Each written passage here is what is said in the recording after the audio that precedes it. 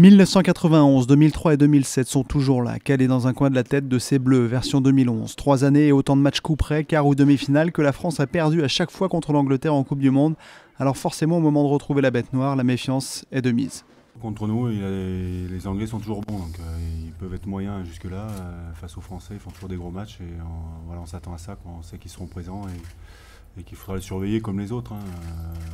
C'est pour ça qu'on a envie d'essayer de mettre plus d'agressivité, plus de combat pour les faire reculer. Et quand ils jouent en reculant, c'est plus compliqué comme toutes les équipes. Mais pour cela, les tricolores devront eux avancer, ce qui signifie retrouver des repères portés disparus depuis le début de cette Coupe du Monde. Une quête qui a un avantage. Au lieu de s'épancher exclusivement sur l'ennemi anglais, comme ce fut le cas par le passé, cette semaine, les Bleus sont restés centrés sur eux-mêmes. Je m'en fous de jouer les Anglais ce week-end ou notre équipe. J'ai d'autres choses à me faire pardonner, c'est tout. Ça reste avant tout une histoire d'homme qui veut prendre sa revanche et surtout une place pour une demi-finale et la continuation d'une aventure. En est-il seulement capable, ce 15 de France? En attendant de le savoir, première bonne nouvelle pour les superstitieux. Pas de pluie attendue sur Auckland, cette satanée pluie qui avait coûté, au dire de certains, la qualification face aux Anglais en 2003 et 2007.